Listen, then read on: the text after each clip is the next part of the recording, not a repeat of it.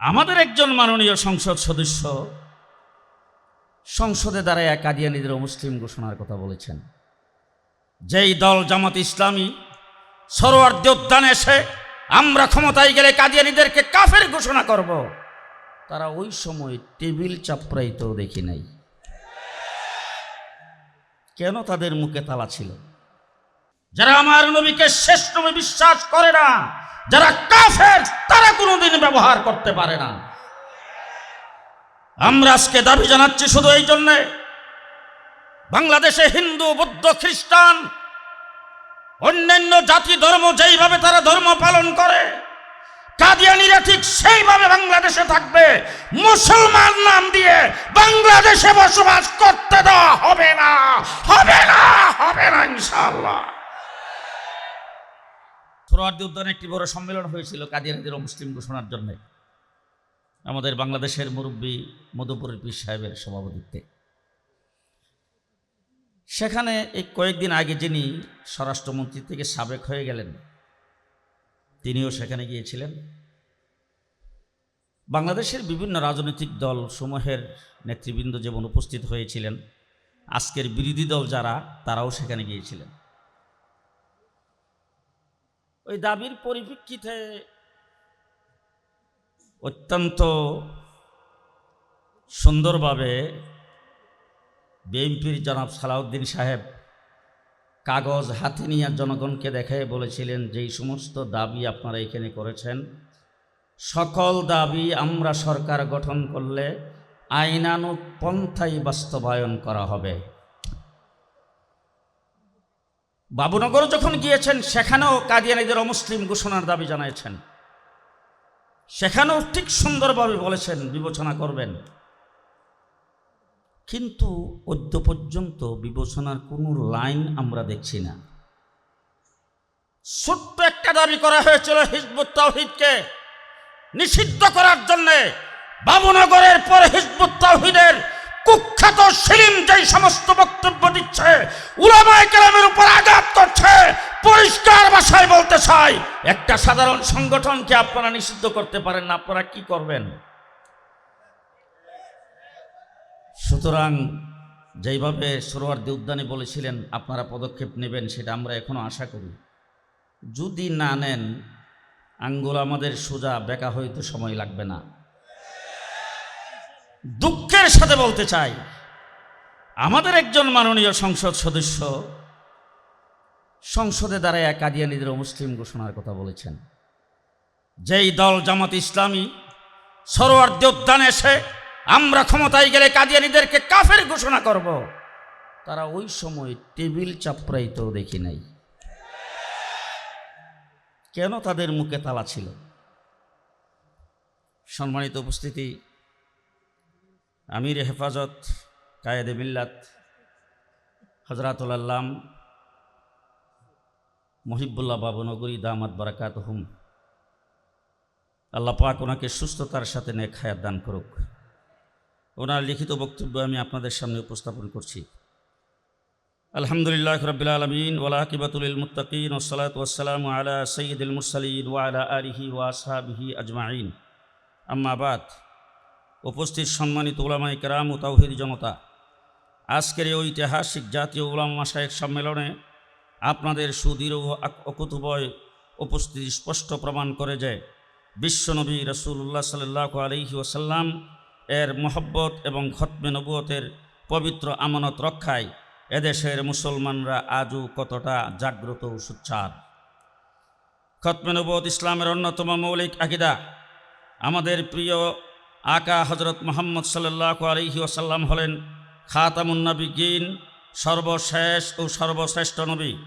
পবিত্র কুরআন ও সহিহ হাদিসের অসংখ্য স্পষ্ট দলিলে প্রমাণিত যে তারপর নবুয়তের পবিত্র দরজা কিয়ামত পর্যন্ত চিরতরে বন্ধ হয়ে গেছে।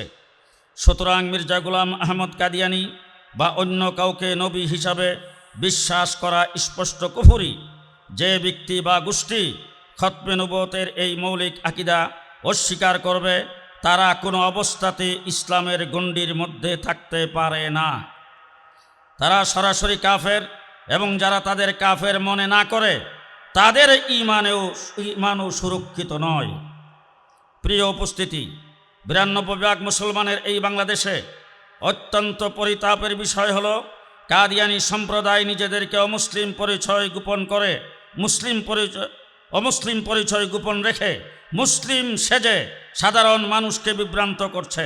তারা পবিত্র কোরআনের আয়াত, ইসলামের পবিত্র পরিভাষাগুলোকে বিকৃত করে অপপ্রচার চালাচ্ছে, যা আমাদের ঈমান, আকীদা ও জাতীয় ধর্মীয় অনুভূতির উপর এক মারাত্মক আঘাত। আমরা বর্তমান সরকারকে ইসলামী মূল্যবোধ সম্পন্ন ও জনগণের আকাঙ্ক্ষার প্রতিফলন ঘটানো একটি সরকার বলে মনে করি। দেশের সংখ্যাগরিষ্ঠ মুসলিম জনগোষ্ঠীর ঈমান, আকীদা ও ধর্মীয় চেতনা রক্ষা করা এই সরকারের অন্যতম প্রধান দায়িত্ব। আপনারা জানেন, গত 9 আগস্ট বাবুনগর মাদ্রাসায় আমার সাথে সাক্ষাৎ করতে এসেছিলেন বাংলাদেশ গণপ্রজাতন্ত্রী বাংলাদেশ সরকারের মাননীয় প্রধানমন্ত্রী জনাব তারেক রহমান। সে সময় হেফাজতে ইসলাম বাংলাদেশের পক্ষ থেকে আমাদের সম্মানিত মহাসচিব কাদিয়ানীদেরকে রাষ্ট্রীয়ভাবে অমুসলিম ঘোষণার এই প্রাণের দাবিটি সরাসরি তার কাছে তুলে ধরেছিলেন। সেই মূল্যবোধ ও দায়িত্ববোধের জায়গা থেকেই আজ পুনরায় আমরা সরকারের কাছে অত্যন্ত যৌক্তিক ও সুনির্দিষ্ট দাবিগুলো জোরালোভাবে পেশ করছি। বিশ্বের বহু মুসলিম দেশ ও আন্তর্জাতিক ইসলামী সংস্থা ওআইসি যেভাবে কাদিয়ানীদের অমুসলিম ঘোষণা করেছে, ঠিক তেমনি জাতীয় সংসদে আইন পাশ করে কাদিয়ানী সম্প্রদায়কে অমুসলিম সংখ্যালঘু হিসাবে ঘোষণা করতে হবে। এটি এদেশের উলামা মাশায়েখ ও কোটি কোটি সালাত বা খলিফা, কোটি কোটি তৌহিদি জনতার মূল দাবি। অমুসলিম হিসাবে কাদিয়ানী মুসলমানদের ব্যবহৃত মসজিদ, আজান, সালাত বা খলিফার মতো ধর্মীয় পরিভাষা ব্যবহার করতে পারবে না। একই সাথে সরল মনা মুসলমানদের বিভ্রান্ত করার উদ্দেশ্যে রচিত কাদিয়ানীদের যাবতীয় বই, পুস্তক, লিটারেচার, ওয়েবসাইট ও প্রচারমূলক কার্যক্রম অবিলম্বে বাজেয়াপ্ত নিষিদ্ধ করতে হবে।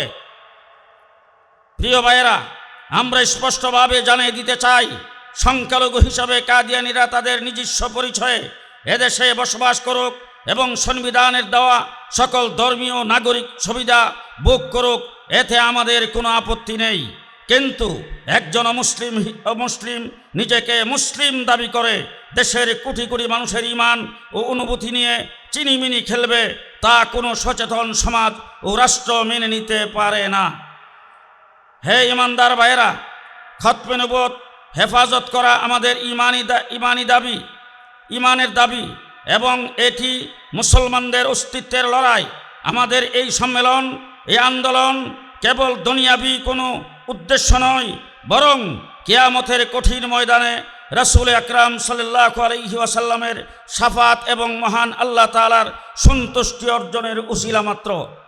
আসুন আমরা সকল সামাজিক ও দলীয় ভেদাভেদ ভুলে শরীয়তের সীমানার মধ্যে ঐক্যবদ্ধ হই। আমাদের এই সুনির্দিষ্ট যৌক্তিক দাবিগুলো আদায় না হওয়া পর্যন্ত সুশৃঙ্খল, অহিংস, শান্তিপূর্ণ সংগ্রাম অব্যাহত রাখি। মহান আল্লাহ তাআলা আমাদের এই মজলিসকে কবুল করুন। দেশের উলামা মাশায়েখ ইস্পাত কঠিন ঐক্যের তৌফিক দান করুন এবং ঈমানি আমানত রক্ষার এই মহান লড়াই আমাদের বিজয় করুন। আমিন। মুহিবুল্লাহ বাবুনগরী, আমির হেফাজতে ইসলাম বাংলাদেশ। আসসালামু আলাইকুম।